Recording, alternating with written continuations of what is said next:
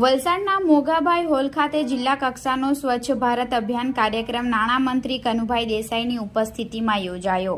તારીખ 2 ઓક્ટોબર બુધવારના રોજ 3 કલાકની મળતી માહિતી મુજબ રાષ્ટ્રપિતા મહાત્મા ગાંધીની 155મી વર્ષગાંઠ નિમિત્તે વલસાડ જિલ્લામાં સ્વચ્છતાના કાર્યક્રમો યોજાયા। વલસાડ જિલ્લાના 470 ગામડાઓમાં આવેલા તમામ વોર્ડ અને નગરપાલિકાના તમામ વોર્ડમાં લોકભાગીદારી અને એનજીઓના સહયોગથી સ્વચ્છ ભારત અભિયાન હેઠળ સફાઈ અભિયાન હાથ ધરવામાં આવ્યું હતું, જેમાં વલસાડ શહેરની 22થી વધુ એનજીઓ સફાઈ અભિયાનમાં જોડાઈ હતી।